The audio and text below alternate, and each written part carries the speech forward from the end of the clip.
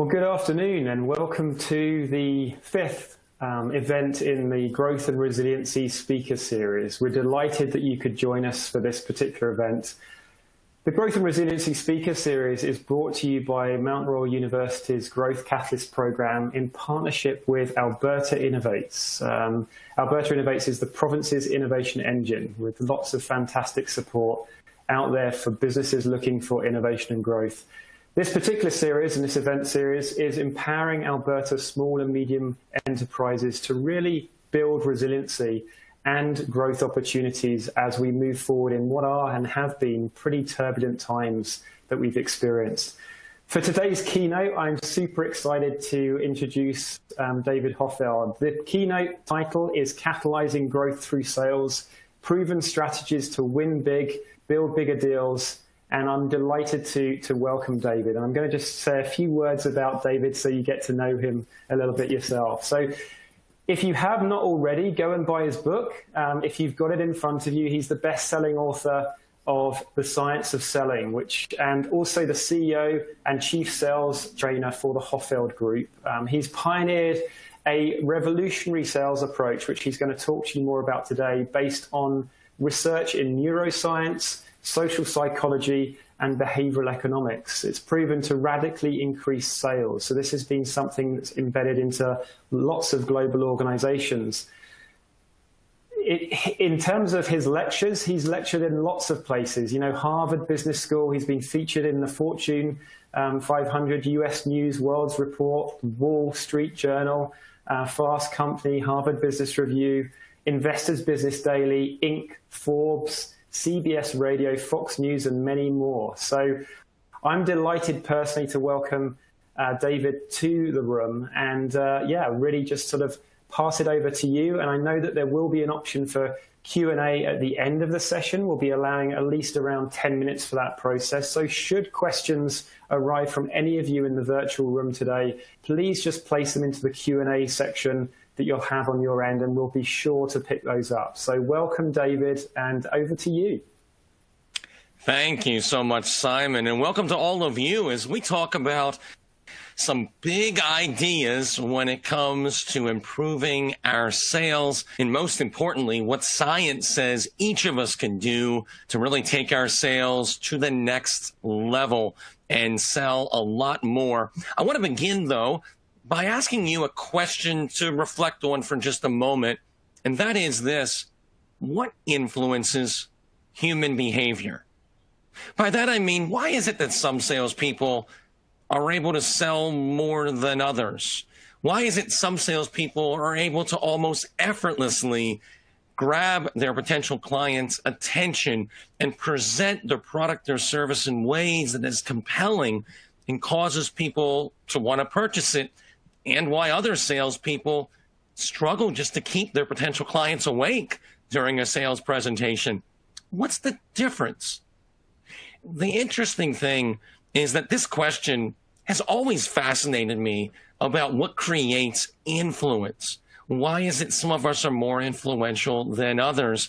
In fact, I remember when I was just 10 years old, my mother gave me a book that maybe some of you have also read. It's a famous book that sold millions and millions of copies. Of course, it's the classic How to Win Friends and Influence People by Dale Carnegie. And I remember as a 10-year-old child just reading this book and being amazed. It was almost like I was learning how a magician's trick worked, right? How influence could be predictable. And Carnegie talked about some very simple, very basic strategies. But I was enamored as a 10-year-old child how you could do something and predictably influence another person. Fast forward many years later when I got into the profession of selling, and I noticed something right away, and that is what had captured my attention as a child reading Dale Carnegie's book, I saw lived out, because salespeople are professional influencers. What is influence? Influence is guiding people and taking what you say seriously and them being willing to act on it. And that's what we as sales professionals do. We influence other people as our profession. And so as I began to get into sales as a career, I had graduated just before I got into sales with a master's degree. And so I began to look for resources that were evidence-based. And in sales at that time, anyway, there wasn't any, at least any I could find.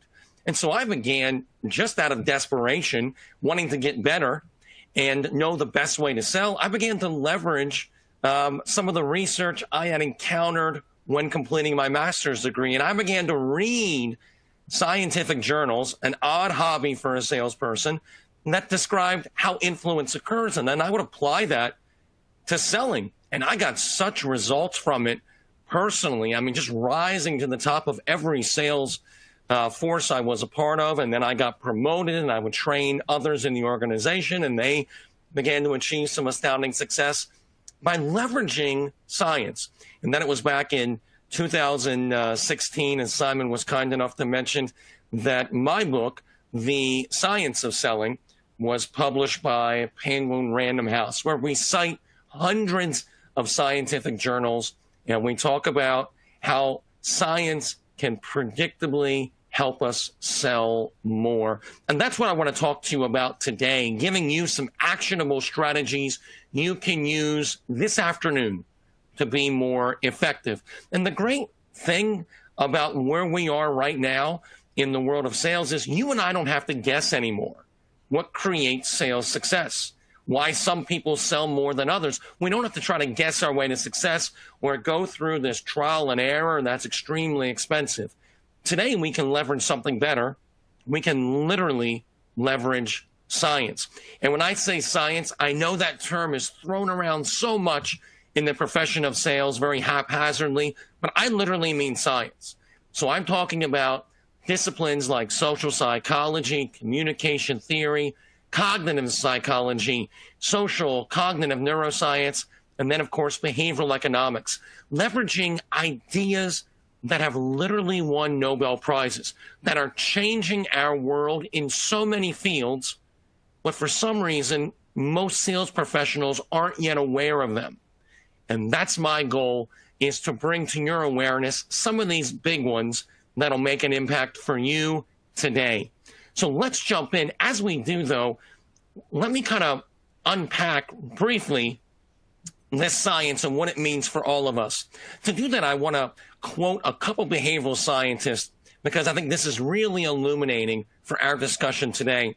These three researchers wrote this. For well over 50 years, researchers have been applying a vigorous scientific approach to the question of which messages or sales presentations or sales approaches, we could say, most successfully lead people to concede, comply, or change. As a consequence, the study of persuasion, or we can replace that word with sales, no longer exists only as an ethereal art. It is now a science that can reproduce its results. What is more, and most importantly for us, whoever engages in the scientific process can reproduce its results. So what does this say? This illuminates a truth that I and thousands of others have encountered who have leveraged science, and that is this: no longer does sales have to be this art that some of us have and some of us don't. Because it's a science, all of us can get better at selling, regardless of where you are today. We can all get better when we leverage this science. We can predictably improve sales results. So it's a message of hope. It's a message that we don't have to guess anymore, that all of us can get to the next level when we tap into this science. So let's talk about that real quickly. This science-based selling gives us a key differentiator that I'm seeing today. In the last 5 years, this has been the case, but especially in the last year or two, even more so. And that is, what you sell matters, your product or service, but how you sell matters just as much. I'll give you an example. I have clients, large clients, that are in industries that sell literally the same products and services as their competitors. The difference is minor, but they dominate. Why? how they sell. They're able to guide their potential clients through the buying process and help them make a confident buying decision they feel good about. And today, with so much product and service parity in the marketplace and new competitors entering the market all the time, this is becoming the major differentiator, how you sell. And that's what science-based selling does. It allows you to truly align how you're selling with how people buy. And this isn't something you do to someone. It's something you do with and for them, meaning potential clients love it because you're helping them make a buying decision. And the last thing they want to do is make a decision they're not going to feel good about, right? And so the way we sell heavily influences whether or not they'll buy. So let's dive in and look at this important question of how does the brain make a buying decision? Let's jump right in. So I'm going to show you kind of a graphic that'll explain it. Hang with me. We're going to unpack this and make it really actionable for you. So here's what the research shows over the last 50 years. It points us to this. Our brains make a decision to purchase any product or service via two routes of influence or ways of influence. The first one is what's called the peripheral route of influence, right? This is things that are peripheral to a message. They are automatic and involuntary. They shape perception heavily. And this is things like, do I trust the person I'm talking to? If I don't trust him or her, someone that's selling to me, I'm not going to take anything they say that seriously. I'm going to perceive it in a skewed way, and I'm not going to buy, right? So these are things that are peripheral to your actual product or service or the value propositions. They're how you present it, and it heavily shapes perception. And the good news is scientists have cataloged what influence into this peripheral route. And there are things called heuristics.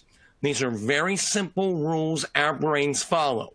Then once you learn even a few of them, you're able to more effectively present yourself, your product, your service, your value propositions in ways that our brains look more favorably on. So that's one way we're influenced. The other way is what's called the central route. And this is real simple because this is the message you're conveying. In other words, for your potential clients to buy from you, there are certain value propositions they must agree with, right? There's certain things they must do, or we know they're not going to say yes to us, right? And this requires, researchers call it elaboration, which is simply thinking about the message you're sharing.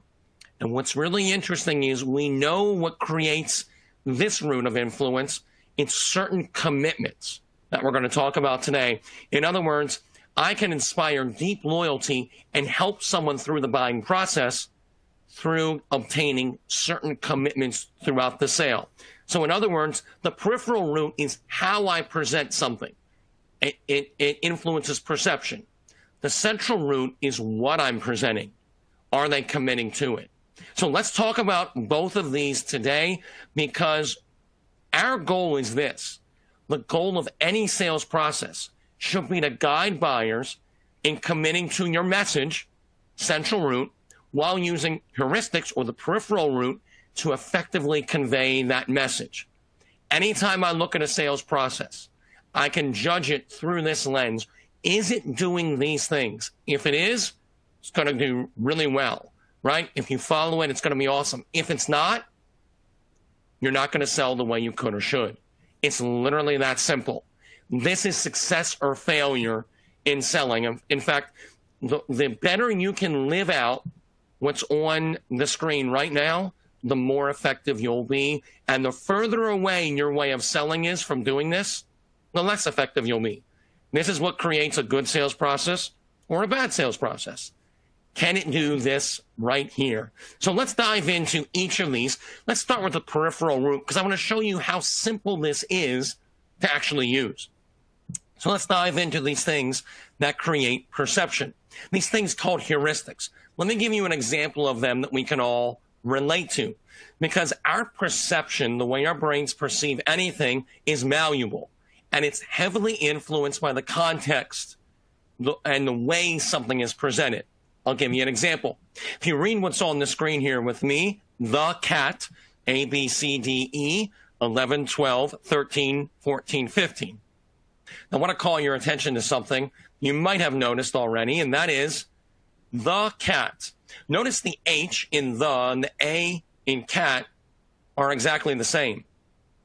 Yet all of us read it, the cat, right? We read T-H-E-C-A-T. Why did our brain do that? You didn't tell your brain to do it. In fact, you probably didn't even notice they were the same till after you read both of them. But the context those letters are presented in shapes how our brain interprets them. Let's keep reading. A, B, C, D, E, 11, 12, 13, 14, 15. You'll notice the B and the 13 are the same. But none of us read this A, 13C or 11, 12, B, 14. Why is that? The context, the way something is presented, shapes how it'll be perceived. Let me give you another example of this from a famous study that reveals a powerful heuristic. We'll read about John here. John number 1 is intelligent, industrious, impulsive, critical, stubborn, and envious. Okay.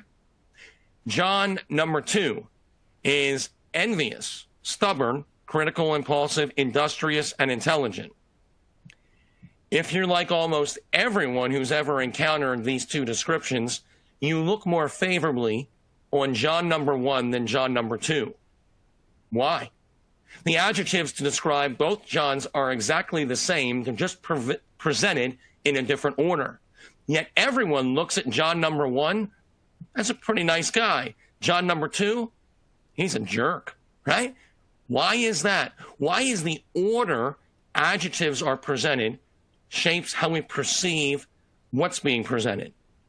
That can best be explained by these things called heuristics. So let's go into some.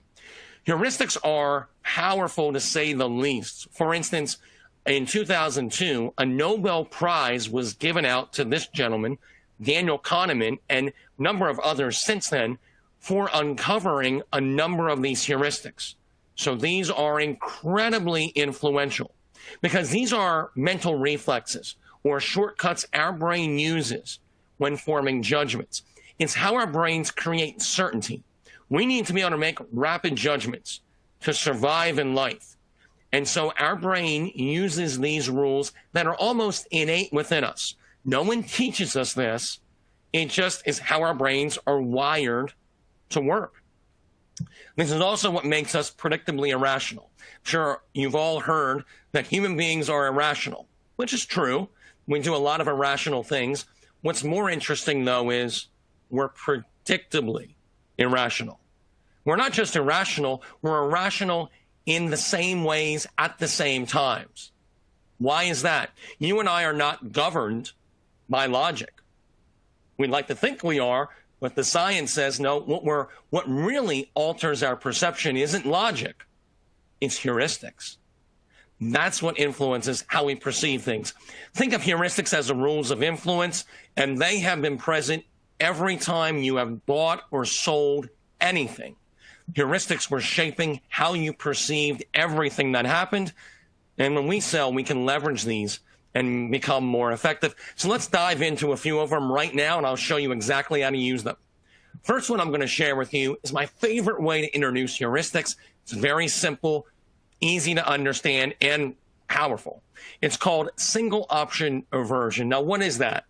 Very simple. When our brains are presented with only one option in a choice set, meaning you only give someone one option and say, do you want it or not? Okay. Our brains assign more risk to that decision than if multiple options are presented. Here's why. Our brains are comparison machines. So what our brain does anytime you're presented with a product or service and you're shown what it costs, you instinctively will compare it to what you paid before, or what you've seen something advertised for, or what you thought it should cost, right? You do that comparison. You don't tell your brain to do this. It just naturally does it. And that comparison creates certainty. That's when you can say, oh, that's a great deal, or that's overpriced, or yeah, I don't think that's something I want to do right now, right? It's through that comparison. is one of the ways your brain does that. So when there's only one option presented and it's harder for your brain to do that comparison, we assign more risk to the decision and we're less likely to do it because our brains don't like risk. So let's look at a real sales example to live this out. We're going to do this together. We're going to borrow from a study done by a behavioral scientist named Daniel Michon. So I'm going to lay out the study for you, and then we're going to apply this heuristic and see if we can predict what's going to happen. Here's the study. So Michon went and showed shoppers a DVD player like the one on the screen. And he showed them what it cost, and he said, would you buy this? And not surprisingly, 10% of them said yes. Then he went and showed shoppers another DVD player, new shoppers, and let them choose between the two. He said, here are two DVD players. Would you purchase one of these? He wanted to see if buying behavior would go up, go down, or stay the same. So I want you to think about this. Taking single option aversion and applying it to this sales scenario, do you think sales would go up when Michon adds a second option, go down, or would they stay the same? When I ask this question in groups when I do training, everyone shouts out, they're going up. And of course, if you said that, you were right. When only one option was shown, as I mentioned, 10% of the buyers said yes. When two options were shown, 66% of shoppers chose at least one. 34% chose the original DVD player. 32% chose the second option. In total, we had a buying behavior increased by over 500% by just adding another option for people to choose. That is the power of heuristics. I have had clients do this all over the world who are only showing one option. Now they'll show two or even an add-on. It doesn't have to be a competing option. It can be just, here's an add-on. Because when our brains compare the two and we select a winner, this is better than that. For me, that de-risk the situation, and then we're much more likely to say yes to the buying decision. That is one simple heuristic, but we're just getting started because I want to show you a few more in rapid fire. Let me talk to you about my favorite heuristic. It's called social proof. What is social proof? Let me explain it like this. We've all had this experience, not recently, but in the past, where we were in a crowd of people watching a play, a musical performance, and at the end of it, we're pleased. And everyone around us begins to clap. We clap as well. But then something happens you weren't expecting. People begin to stand up and clap. And you were comfortable in your seat. You had no desire to stand up. But as everyone around you begins to stand up and applaud, you feel this strange urge come over you that, I think I need to stand up too. And even though you don't want to, even though you're comfortable in your seat, you find yourself saying, well, I guess we're doing this, and you stand up and you applaud as well. Think about that for a second. What pulled you out of your chair? And if you're one of those people that resist that urge, why does it feel awkward? And even more so, let's say that next time you're in a big crowd like that in the future, you remember that I said this, and you go, you know what? I'm not going to stand up. Because I know a few of you are already thinking that. And so you're not going to stand up. What happens? If everyone around you is standing up, clapping, and you refuse and you just sit there clapping, people will look down on you, right? They'll look over at you and go, jerk, right? Why is that? Why do we pay a social price for not complying with what researchers call social proof? So this is a powerful heuristic we can use to sell more. So what is social proof? It connects the persuasiveness of an idea with how other people are responding to it. It's why we all love blockbuster movies, best-selling books, or businesses with a lot of customers, right? We say, well, if a lot of people are doing it, it must be good, right? So if a lot of people are watching a movie, if all your friends are watching a certain movie, I'm going to see it, right? That is social proof. Let me give you a real sales scenario, though, and we'll talk about how to apply this to your situation as well. You see there on the screen a picture of a shopping cart. There's an interesting history with the shopping cart. And many years ago, a man named Sylvian Goldman owned 4 small grocery stores. And he noticed something. People would come into his grocery store and pick up a hand basket, fill it up, and then when the basket was full, they would check out and leave. So he had an idea. He said, I need a bigger basket. And this is before the shopping cart was invented, because through his innovation, he actually invented the shopping cart. And he put this in his stores, and he thought, this is going to raise my average sale price. It's going to make me rich. But then he noticed something odd. People would come into his store, they'd look at this new technology, this cart on wheels, and they'd say, well, that is the most ridiculous thing I've ever seen. And they would pick up the basket, hand basket, and that's all he's done, and move on. So what Goldman did, he said they don't understand the benefits of using the shopping cart. So he had signs made up and put right when you walked in his store, you look up and you'd see he had listed all the benefits from the shopper's perspective of using a shopping cart. People would read the list, they would look at the shopping cart, this basket on wheels that they had never seen before, and they would go, not me, and they'd pick up their basket, hand basket, fill it up, and then check out. Here's how he got market acceptance to the shopping cart. He paid people to walk around all day long pushing shopping carts.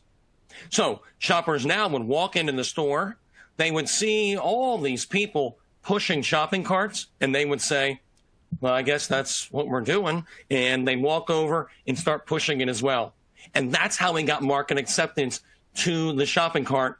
He leveraged a powerful heuristic called social proof. People often ask me, did it make him rich? Yes and no. It did raise his average sale price, having a shopping cart. But what really made him his millions was when he licensed the idea of that shopping cart all over the world. That's where he made his real money. And the only reason he was able to do that was because he got market acceptance by tapping into something that is innate within all of us, and that is the power of social proof. But what about you? How can you use social proof? So social proof is going to improve receptiveness to what you're sharing, and it helps people be open to change, especially early on in the sale. This is a big deal. And similarity amplifies the persuasive impact of social proof, meaning when you can show your potential clients, your buyers, how others like them have acted, it's very persuasive. We're more persuaded by those who are like us than by those who aren't. So a number of ways you can use social proof. Using client stories is a really effective way to show people what others like them have experienced with your product or product or service. You can also use engaging case studies and even statements like what others like them are doing. Things as simple as our most popular option is, or what many people in your situation, what they'll often do is, or a common question a lot of people have when they're kind of looking at our product is, right?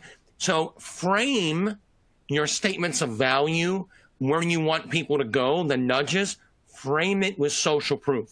And you'll find receptiveness will go to a whole new level. There's one more heuristic that I want to share with you. And this one, unlike the first two, is one I don't want you to do, because it is the #1 killer of influence I know. When I learned about it through my research, I'm like, oh, if only I would have known about this years ago, I would have sold quite a bit more. And here's what it's called: reactance. Let me explain reactance by kind of talking about what's on the screen in front of you, and that is this. When you walk past a sign that says, don't touch wet paint, be honest, what do you want to do? You want to touch the wet paint, right? I have asked that question to some big company CEOs, and they say the same thing. They're like, I want to touch the wet paint. Why is that? Let's stop for a second and think about that.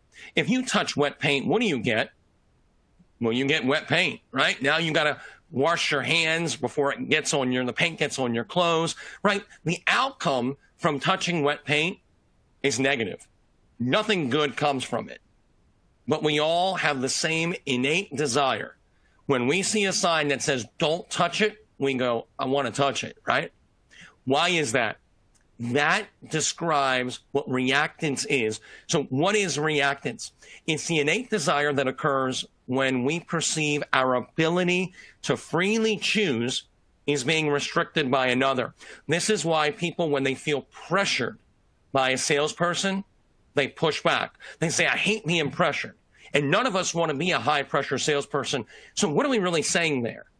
What we're really saying, the science says, is none of us want to trigger reactance, right? Those feelings of pressure that we don't like to cause and that people don't want to experience.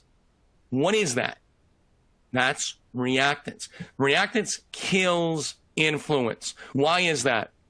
All of us want to feel in control. Good decision or bad decision, we all want it to be our decision. And when someone is pushing us to do something, we instinctively, that triggers reactance, and we instinctively want to push back. Even more concerning is when you trigger reactance, when you're selling, it blinds potential clients. In other words, you could be creating a strong business case for them to move forward with your product or service. But if you trigger reactance, all they see is reactance, and they'll react to that, not the good business case that you've developed. So people reject, this happens all the time in sales, a product or service or an idea, not because it's not in their best interest, but because reactance was triggered. Now, here's the good news. We know what reactance is. We also know how to neutralize it. Now, the problem in sales is we haven't known what this was because most training doesn't reference any of this science at all. It just says, don't, create high pressure on people, whatever that means, right? So now we know urgency is often good, and we want to create that to help people move forward on what they need to do, right? Urgency isn't bad, reactance is. And reactance and urgency are two different things. So how do you reduce reactance? How do you make sure this never causes you to lose sales? Here's how. One study where researchers looked at reactance, because we've known in behavioral science community for decades that reactance kills influence. So there's been many studies on how to neutralize it. Some researchers a couple years ago took their research assistants to the local mall, and they had them pretend to be panhandlers, like you see on the screen, and they would ask people who walked by for money. And after they had done it for a while and had a predictable closing rate, they then had their assistants intentionally reduce reactance by letting people know it was entirely up to them whether or not they gave. What they found was buying behavior or giving went up by over 400%.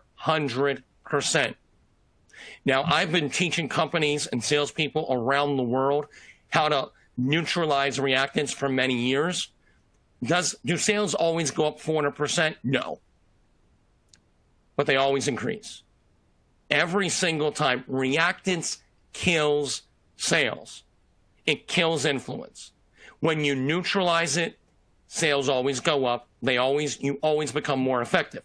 Well, how do you neutralize it? Let me give you some exact phrases you can use right now. You can say things after you make a strong request. Of course, it's up to you, right? Remember, urgency and reactance are two different things, right? Reactance is the feelings that you, salesperson, are pressuring me, buyer, to do something. Urgency is the business case. They're two different things. So you're not letting people off the hook. You're just getting out of the way. So now, instead of seeing you pushing them, they can feel the request and the business reason to move forward. You can also say things like, it's your choice. Let me give you a real example of a client and the situation and how they reduced, neutralized reactance and improved their sales significantly. So this client, what they would do is at the end of their sale, they would give an incentive where they would kind of help people take that final step and move forward now. And when we first came in, and we looked at their sales process, we noticed this was creating a lot of reactance. And so we had them say one phrase. This is the phrase. After they introduced their incentive, they would say, and you can let me know if you want to use it. That's it. When they said that phrase, they reduced reactance. People saw the benefit of moving forward. Now then, they didn't feel pressured. Closing rates went up 39% from that one phrase. That is the power, that reactance. When you neutralize it, buying behavior always goes up. So we have talked about 3 heuristics really quickly: single option aversion, social proof, and reactance. I would encourage you to think of one way you can leverage at least one of them right now, today, on your next call. Think of that, because there's something else I want to share with you over the next few minutes before we get to our Q&A, and that is that central root of influence. We talked about the peripheral root, and hopefully I conveyed to you how simple it is to leverage this science and get predictably more effective. But we also want to talk about that central root, because that also matters when it comes to selling. And we want to focus on certain commitments. Now, in sales, we've always known that commitments matter, right? That's not a new idea. What commitments, right? Not what commitments should we focus on? And this is a big question that science answers for us. So let's look at it right now.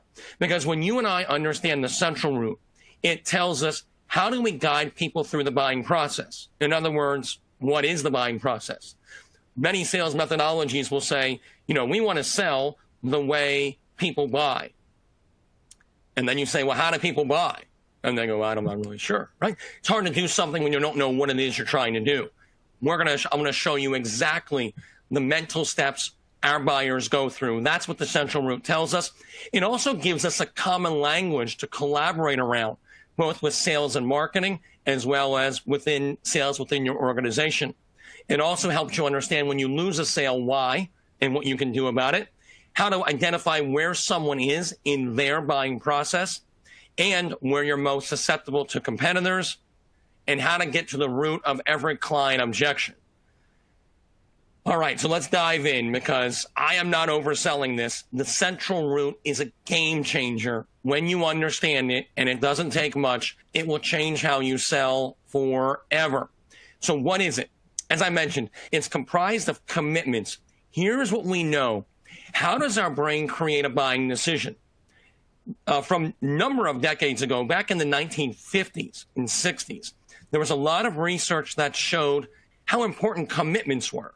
And what the researchers found in the 1950s was the best way to get someone to do something big, make a big decision, like a buying decision, is to first get them to make small commitments that are aligned with that larger one. So that was really interesting. And researchers then kept building on one another's research and collaborating. And we found more and more the impact over the decades that commitments have, because commitments are the reference points our brains use when forming a buying decision. They're literally the building blocks of the sale. So that's how I want you to think about them. In other words, how does our brain form a buying decision?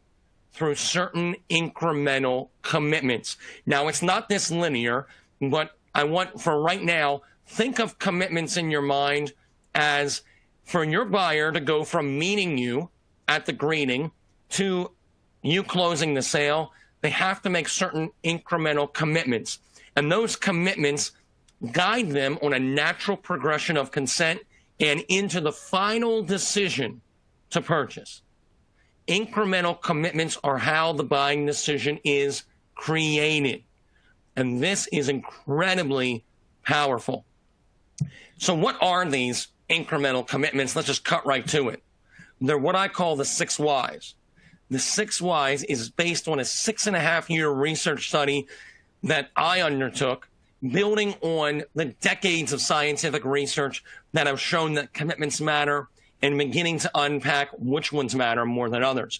From a sales perspective, we want to focus on, for our buying decision, the 6 whys. Here's why. Now, these are 6 specific questions that each begin with the word why that represent the mental steps your potential clients go through when forming a buying decision. This is how the buying decision occurs.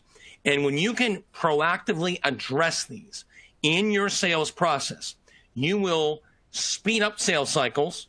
We've had clients that have sped up sales cycles significantly by aligning how they sell with how people form buying decisions, and you'll help people through the buying process. And you're able to accurately assess where they're at and speak directly to it. So let's dive in to these 6 whys, because there's also another implication that I referenced a few moments ago that I want to unpack briefly, and that is this. The 6 whys are how a buying decision occurs. When one of them is not made, so a buyer refuses to make them, think of the buying process as almost like a chain. And when one of the pieces of the chain breaks, when it comes to a buying decision, what happens? When one of those commitments won't be made by the buyer, the buying process breaks down, and what happens? It results in an objection. And this is a big deal. You know, when you ask a lot of people, what are objections? You get a bunch of nonsense. You know, their interest, they need to know more. Here's what science says, cuts through all the noise. An objection is a breakdown in the buying decision. And unless you're brand new to sales, you already know this, right? When someone says to you, they give you an objection when you're selling, they're not asking for more information. They're saying, I'm not buying, and here's why. That's the definition of an objection. It's the reason why the buyer is refusing to move forward. Now, here's what this tells us. Number one, when I address these proactively, I can get to the root of every objection, and many times I can neutralize it before it's ever verbalized. Second, if I do get an objection, I can identify what created it, and I can speak directly to what created that objection, right? So I can identify its source rather than just trying to grasp on to some nebulous phrase that our buyer used and try to unpack that. I can unpack it all the way down now to the source and directly speak into it. So the implication of this is huge, absolutely huge. So the goal of every process is to help buyers commit to each of these 6 whys. Here's what they are. The first one is kind of the foundational one. Why change, right? Until someone commits or at least is open to change, they're not going to be really receptive to what you share. But we need to eventually get a commitment to change, that I want to make a change. The second why is, why now? Why should I do this now? Why shouldn't I wait? Right? We need our buyers to commit to that. And I'm going to present these whys in numerical order, how I laid them out. They don't always occur that way.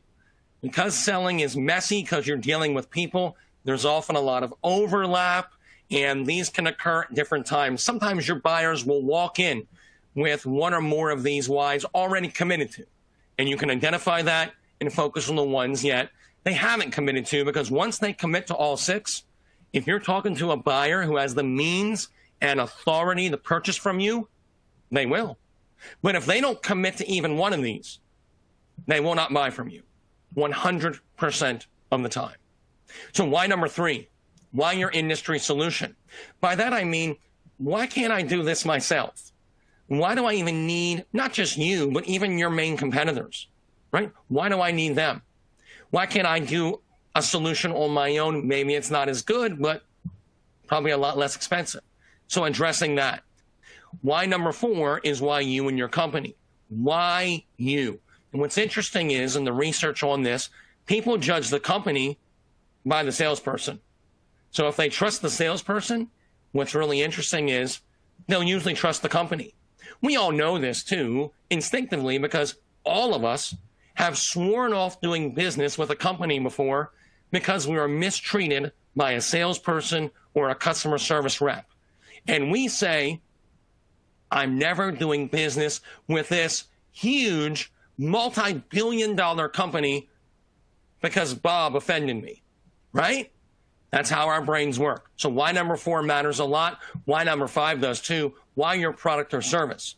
So I know I need to make a change. I know I need to do something now. Can't do it myself. I love your company, but why is your product or service right for me better than the competing options? And finally, why spend the money? Listen, right now, budgets are tight. So oftentimes, they're not just considering buying from you. They're also considering, if we don't buy from you, what else could we buy? So maybe I can buy from you, or I can update the machines in my factory, or I can bring on a dozen new people, right? So why should I buy from you versus spend the money in some other way or reallocate their budget? This why matters. These 6 whys are what you want to focus on when you're selling, because these represent the mental steps our potential clients go through when forming a buying decision. So 3 real quick ways you can apply these. Number 1, neutralizing objections.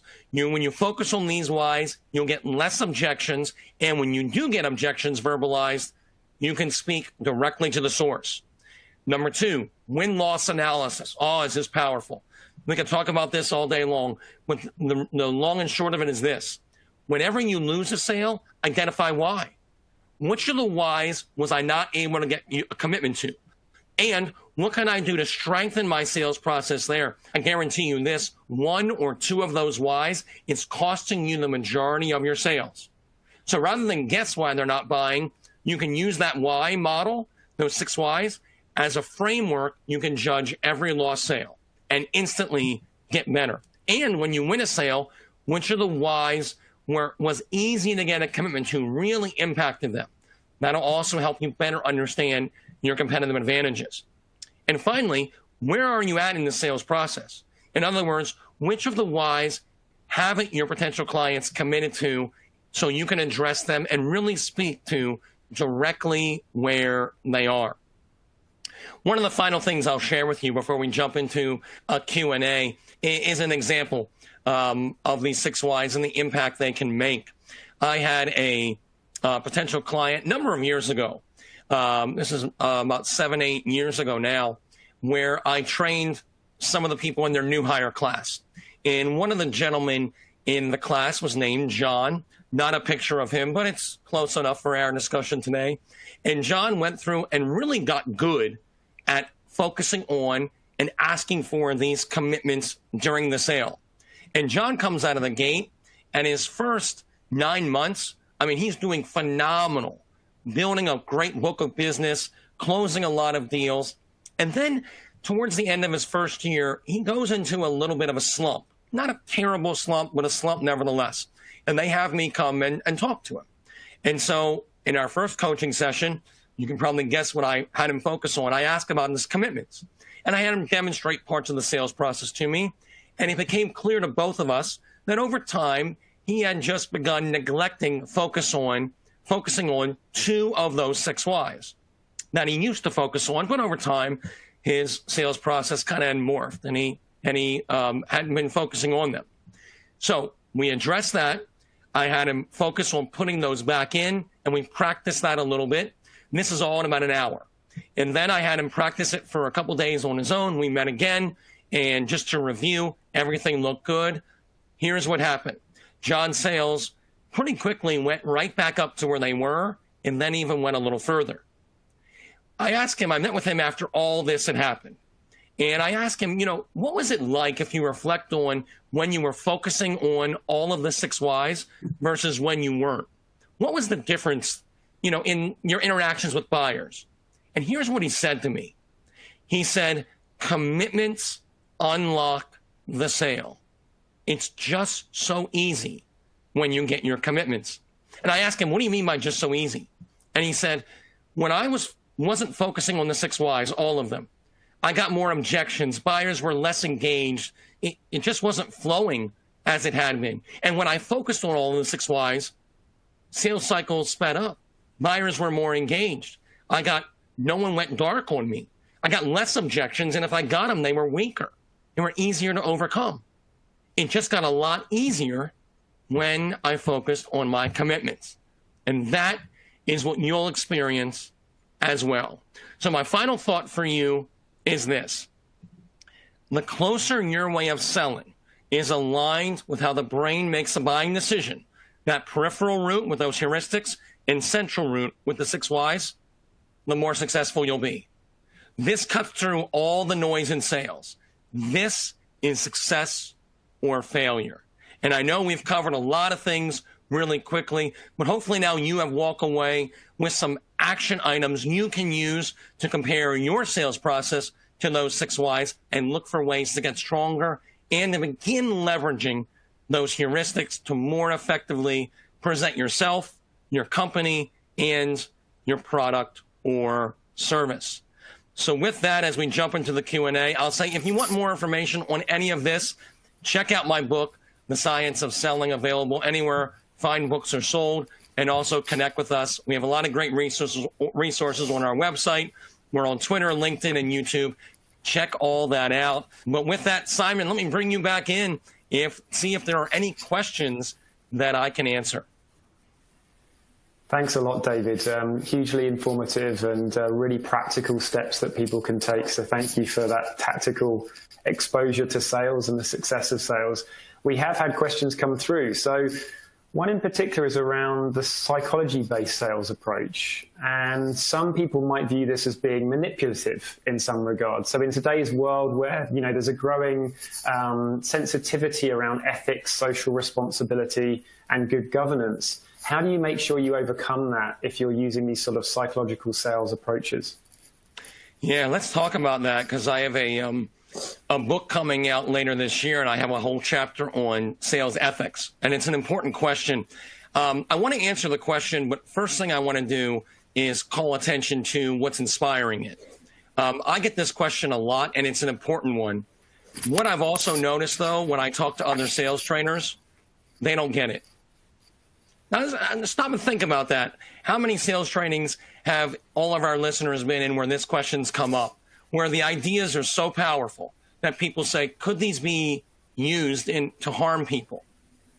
I've never heard it in any other sales training. I want to highlight that because that's the power of science. Now, it's a good question, so let me address it. First of all, we want to have a rule that we don't want to try to sell something to someone that is not in their best interest. Regardless of the way we sell, anytime we're trying to do something that is not in their best interest, that's manipulation. That's no longer influence. So influence, everyone wins, right? You win as a seller, the buyer wins too. So that means ethically, there will be times that you might want to inject from a sale when you're like, what I have, maybe I could sell it to you, but it's really not in your best interest to buy it. So having that. Second thing I'll share is that this way, it also helps protect you from manipulation. Why? Because it is buyer-centric. You are hyper-focused on your buyer. In other words, you're not selling the way you want to be sold to or the way the person down the hall sells. You're literally looking at where is the buyer in the buying journey, what does he or she need or they need to make a good decision they're going to feel good about. So the science-backed way of selling is the least manipulative. In fact, there's no manipulation it should be at all, because I do what's in their best interest, and I'm solely focused on them. So I'm speaking to exactly what matters. So yes, it is powerful, but if you embrace it and you operate with the general rule that if it's not in their best interest, I'm not selling it, you're going to be in great shape. And you're really going to be able to speak to what matters most to them. And that's what that science-backed approach gives us. It gives us that insight so we can be hyper-focused on the buyer instead of us, what we would want as a seller. Fantastic. Thank you, David, for addressing that question. Another question I have, which relates to both businesses that are online with us today who sell online, so they use e-commerce for a big proportion of their selling process, but also given that the pandemic, COVID, we've had a lot of challenge with that, where a lot more businesses have gone online. But when you talk about sort of notions or concepts around reactance as an example, how can a business, if they're selling online, try to counteract reactance compared to when it's in person? It's a great question. In fact, there's been quite a bit of research on this in the field of marketing. There's been a number of different scientific studies that have looked at the power of reactance in A/B testing on websites. And here's what they found. in most of the studies I've looked at, there's been nothing that has create click-through rates when you look at A/B testing, getting people to progress on a website, as much as reducing reactance. In other words, you're making a strong presentation on why they should consider an idea or a concept or a company or a product or service on the web page. And then when they test, if we create a button that is focused on reducing reactance by letting people know it's their choice, whether they move forward versus not, people, what that does is it really allows the business case you made to really shine, and not that you're pushing them to do something. So reactance is me pushing you to do what I want you to do. When you reduce it, you get out of the way. So it allows the company to get out of the way as far as pressuring people, and they feel like it's their choice. And so because of that, now they're not blinded by reactance. They see more clearly the business case you've laid out on your website. So reactance is a powerful way to leverage and really guide people in taking that next step that they might be hesitant to do by making a good business case and then empowering them by using phrases that reduce reactance. What the data shows is pretty conclusive. In the A/B testing, click-through rates increase. Nothing matches reducing reactance. Fantastic. And one last question, because I know we've got a sort of minute or two left. Thinking about, obviously, we've just talked about the context of, say, e-commerce, so online trading, but there's also this context of some people on today's virtual webinar around working in the charitable sector. So obviously, when we're working in the charitable sector, we're working with fundraising. And so sales is different in that context. You know, we have to be sensitive to that. What would you say is different about the approaches you bring, or how do you influence donors in that context to give to the cause that you're proposing? Yeah, there's a number of great things you can do here. I think the heuristics I laid out were also key, and the 6 whys apply. So I think 2 real quick takeaways. Number 1, I mentioned about social proof, leveraging social proof. A lot of nonprofits and a lot of times fundraising events use social proof against themselves. I know we've all seen this in appeal letters where they'll say things like, you know, it's really tough out there. We're all alone. We're trying. We could sure use your help, right? No one wants to buy a ticket to the Titanic, right? So we want to talk about how the good we're doing and leverage what a lot of people are doing towards this cause. People want to join something that's moving forward. So I think, number 1, leverage social proof. Number 2, something I didn't talk about, but there's a lot of great science on this, especially for those who are doing fundraising, and that is it's great to present data, but what the science says is you want to also use a lot of narratives. Giving goes up significantly when, one example, one study found, they showed potential donors 2 options. One is where they talk about millions of people, the data points, who are facing starvation, which is a terrible thing that's happening in our world. And in the other description, they showed other donors an example of one young girl who's 7 years old. And in a matter of sentences, they talked about her situation facing starvation. Giving went up 140% when they talked about the one girl versus the millions of people. In other words, data is great, but you want to have narratives in your appeal. Bring to life what you're sharing. Bring to life, give examples of the people that are impacted, because data is persuasive, but not as much as using great narratives. And the research shows that when we have appeals that are wrapped in good narratives that bring the situation we're asking for funds for to life, giving goes up significantly. Fantastic. Well, David, I just want to, extend our thanks for everybody on this call today to, your work that you're conducting on the science of selling and this evidence-based approach. Fascinating. Believe there's a lot of tactical value there for sure for people on the line. So thank you very much for coming in today and sharing that wisdom with us. The next session that we have coming up after David is session number 6. It's going to be by Lance Mortlock, and the title is Flexing Your Operating Model, Scenario Planning for a Post-Pandemic Future. So that session You'll receive information about it, but very much focuses on scenario planning tools, the trends and how you best respond to them, and how do you adapt your operating models and stress test your operating models in times of extreme turbulence. So we're really looking forward to having Lance in our virtual room. So all I have to say is really just thank you to our partners, Mount Royal University's Growth Catalyst program, as well with Alberta Innovates, the province's innovation engine. Just delighted to be able to continue with the Growth and Resiliency Speaker Series. So have yourself a very good rest of the day.